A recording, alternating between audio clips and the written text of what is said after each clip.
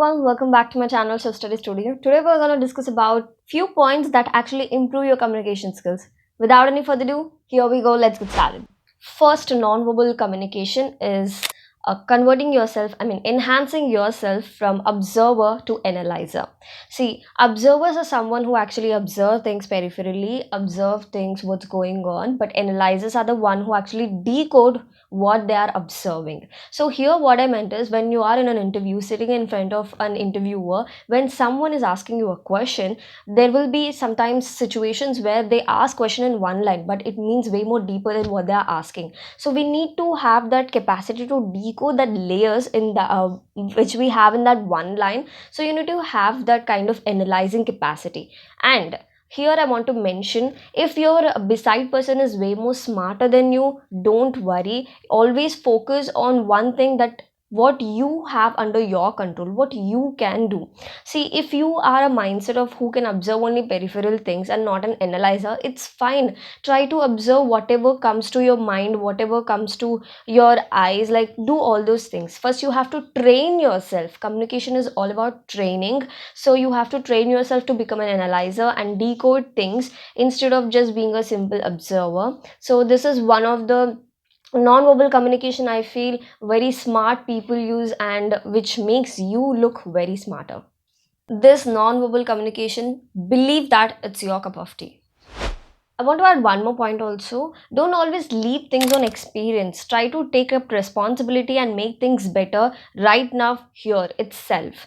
Because most of the times I hear this kind of phrase from people, by experience you'll gain it. Don't worry. Don't try to think so much. Don't overthink. It's not overthinking. Sometimes we need that training and practice so that we can reach heights in the younger age. So if you want to gain that massive success in a very little time, you have to train yourself for that, right?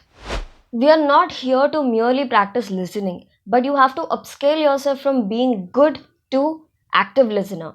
Now, what is the difference? See, good listeners are the one who doesn't zone out. Active listeners are the one who responds to the speaker for every line and everything that they are saying. Good listeners are the one who listens to the speech. Active listeners are the one who imagine the speech in their mind. And good listeners are the one who people who listen for sake of listening are also good listeners actually. Having no judgments and showing empathy in their understanding and or in your understanding, and adding analysis, analyzing core intentions, makes you an active listener. Now I've differentiated clearly what is good and active, then what are you trying to be choose all by yourself. But I'm telling you one thing again, specifying this, you have to train yourself to be a very good, smart communicator. Because communication is a lifetime skill where people will be learning and developing it, enhancing it lifetime. It's not something that you get with experience. If you deny it, you're never gonna gain it. So if you have good fluency and feel in your tone, what am I trying to say? See, if I have good fluency and very good feel in my tone, and I'm just dependent on that, I'm not moving my body and I'm speaking to you. Do you feel like watching to me? No, right? So body movement is expression. And few people actually move a lot, few people don't move at all, they actually stand still.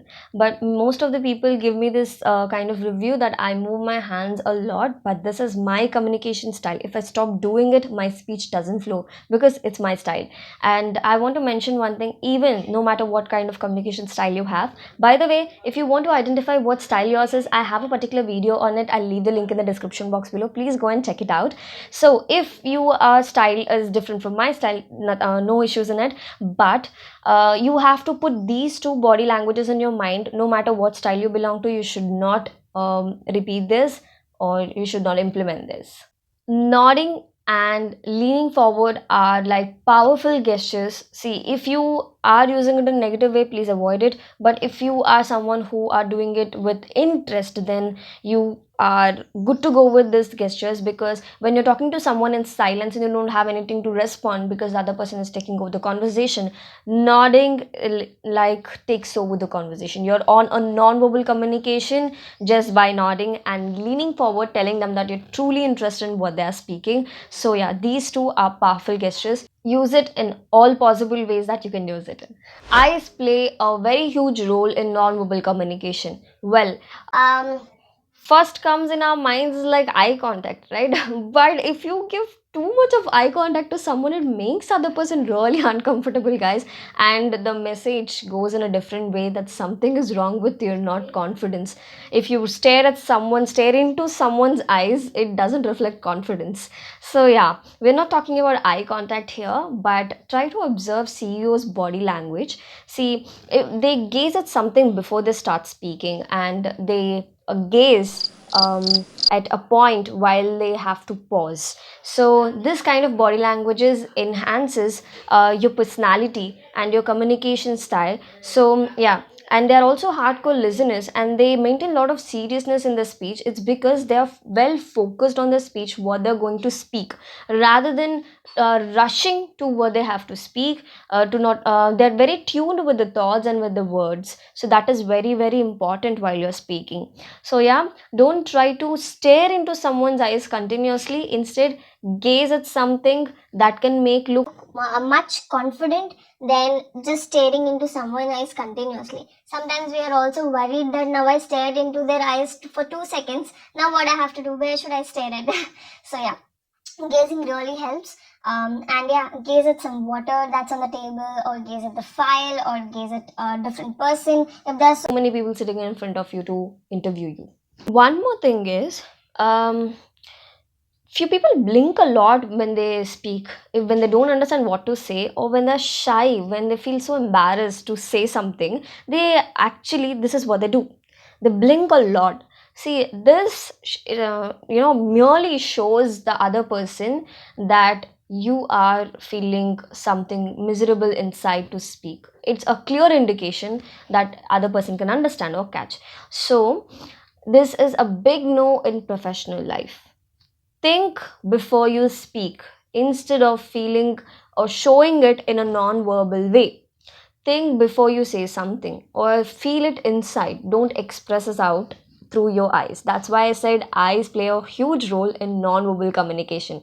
So yeah, I have so many such kind of improvement points in your communication in which I have done in my previous videos. So you can go and check out my playlist completely to improve your communication skills. Okay. Body movement is a way of expression, as I mentioned before, but it also impacts the environment around you and speaks a lot about you. So be a little bit careful before you choose your body language. Yes, before you choose your body language, because we can tone our body language and our communication styles as well. So today I'm going to talk about shoulders. Always have the toned shoulders, sit straight, and open up your shoulders so that look little bit confident. Don't always have this bend. Sometimes they have this untoned shoulder, like imbalanced, and this left shoulder will be way more down like this. So roll it up and try to make it look like a toned shoulder. And not apart from this, don't try to use shoulder movements while you're talking to someone. It expresses a lot of pride, like, you know what, or I think I can do that. I don't think so. This kind of movements a big no-no. See, if you want to look professional, you need to avoid shoulder movements. This is not good for your non-verbal communication. If you have to improve something, see, I also want to mention this cross-leg postures. Cross-leg postures are something that you have to avoid if you don't know what kind of cross-leg postures that you have to use appropriately in what kind of situation. If you don't know about this, don't use it. You can find so many cross-leg postures in Pinterest as well. So I'll leave one of the picture here. So yeah, because I'm saying this, avoid it. Communication leaves impact about you on others. Screen presence is our last point. Making others feel your vibe in virtual meetings is very, very difficult when it comes to a human connection, when it comes to meeting a person in person. Um, so yeah, this is what I want to mention. A non-verbal communication plays a very key role when it comes to virtual meetings or screen presence. So you have to make yourself look little bit good, because the other person is not in contact with you directly. We are contact through screen, so you have to maintain so many things to make them feel good. So in this case, non-verbal rules on communication rules can like increase your communication impact on others. So yeah, try to show your attention as far as possible, how much you can do. So see how you do that. Trying to keep nodding your head and trying to listen to them very carefully without any disturbances, and trying to smile when they say something nice, and like giving your presence in a very good way, so that making them, let them know that you are giving attention to them, giving attention to the meeting, and specifying every minute like you are here listening and giving your presence. So this really impacts. So yeah, virtual screen presence is something I feel way more difficult comparatively to meeting someone in person, because we humans feel it more comfortable, right? So we can leave a very good impact when someone comes in person and talk to us, but easy also, but when it comes to virtual, it's a little bit hard, because you have to maintain so many things on screen, so that they can, or we can, or anyone who is in virtual meeting leaves a good impact only when they follow this kind of rules. If not, a less impact goes. It's not that you can't impact, but a less impact goes. So yeah, that's all I wanted to say in this video, guys. I hope this video is truly helpful. And what is the one thing that you picked to learn from this video? From comment down below and let me know.